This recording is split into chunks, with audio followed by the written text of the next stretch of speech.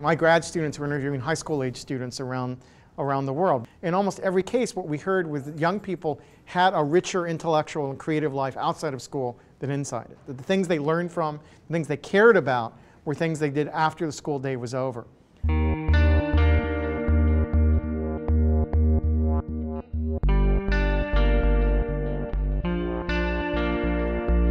Participatory culture describes a world where everyone participates, that where we take media in our own hands, where we have the capacity often to produce media, share media. I trace participatory culture back to the middle of the 19th century when there was a Tory printing press movement and high school age kids were producing publications, hand-laying type down and sending them across a national network. So the Amateur Press Association in the 19th century paved the way for science fiction fandom. In the 20th century for radio, amateur radio and ham radio, down through the zine movements around Riot Girls and punk rock, the indie movement around Seattle and the World Trade Organization, down to the rise of digital media. So there's a whole trajectory of examples where communities began to produce media to share ideas among themselves and where they follow some of the practices we might associate with a folk culture. In a folk culture, media is produced not to make money. People produce media to share it with each other. When someone makes a quilt, as my grandmother used to make, people gather together. There's no expert. People are learning from each other. Skills get passed from someone who knows a little more to someone who knows a little less. It's a social mode of production. It's a gift, typically, that the quilt is given. Until fairly recently, it was not sold. It was passed on to a member of the community as the community acknowledged a ritual in their life. If we think about media on the internet, it does many of those things, right? The fan communities I've spent much of my career studying write stories not because they want to get in the industry or they want to make money, but because they love telling stories and they want to tell stories to each other. If we think about YouTube, many of the people on YouTube are producing media because there's something they vitally want to share. It might be a skateboarder who did a great stunt and had their friends record it and paste it online. It might be an amateur remix artist who saw a TV show they loved and set it to music. It could be a political commentator or someone doing a video blog to talk about their everyday life. All of that becomes part of what I'm describing as a participatory culture. The question is really, well, how do we go from participating in our culture to participating in our political and civic structures?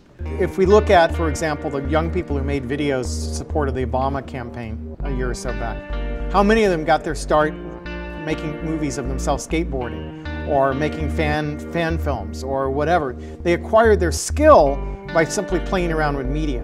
In the terms of the Digital Youth Project, messing around becomes they were involved in messing around the technology, geeking out around a certain set of subject matter. So what I'm interested in right now is what would it mean to geek out for democracy?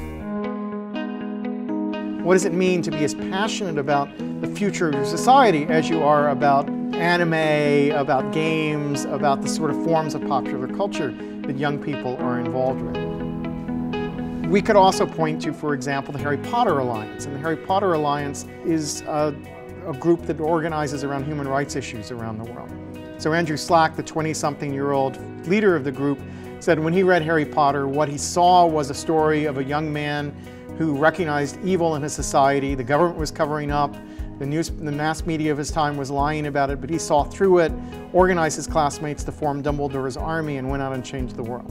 And that's his account of the plot of Harry Potter. And he said, well, what if we had a Dumbledore's army in our world? What issues would it tackle? What are the concerns? What would you do? And uses that fantasy of Dumbledore's army to mobilize now 100,000 young people around the world are involved in the Harry Potter Alliance, and they're going out to deal with human rights violations in the third world, Darfur, Uganda, workers' rights issues in the United States around Walmart, gay marriage propositions in Maine and California they've mobilized on. They just raised a cargo plane worth of supplies for Haiti. So they work on a range of issues.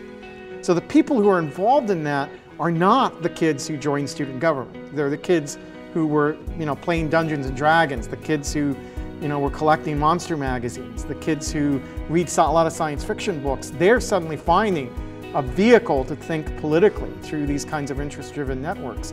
And we're seeing again and again these interest-driven networks are preparing the way for them to think of themselves as citizens in a new way, to mobilize the skills they developed as contributing to online communities and participatory culture and direct them toward changing society, changing the world. I mean, I'm deeply enthusiastic about all of the stuff that's taking place outside of school, but if we leave it there as sort of we create feral children of the internet, you know, and the idea that just let them be, they'll learn on their own, I think leaves a lot of kids behind. And it leaves those kids without adult guidance, without engagement and skill, validation of those skills that would prepare them to move up to higher levels and to get recognition for what they've accomplished. They don't need us snooping over their shoulders, but they do need us watching their backs. What I'm seeing is there are individual teachers out there who are incredibly innovative, dedicated, willing to explore things, willing to think in open-minded ways about the future of education. And those are the battles that are worth fighting for at this point. School systems, you know, are locked down. Federal policy makes it difficult to change. They may be in schools where all of the affordances of participatory culture are locked out. What's important is to figure out how to bring that into the educational process. So, for example, with Moby Dick, we had students make changes in the Wikipedia entries around Melville and Moby Dick and defend those changes against challenge through the vetting process on Wikipedia and to have some of their changes stand the test of the community and have to mobilize evidence and support arguments and demonstrate the value of the arguments they made on something that would be a permanent part of the public record and the public conversation around these books. And the sense of empowerment those kids got by participating in that process is really vital. But to think of all the schools who say, Wikipedia is bad, let's not let that in our classroom, that's the experience that so many kids in America have. In the short term, it's about getting this stuff in the hands of teachers who will want to make a difference and giving them the validation and encouragement they need to keep fighting the good fight on behalf of the new media literacies.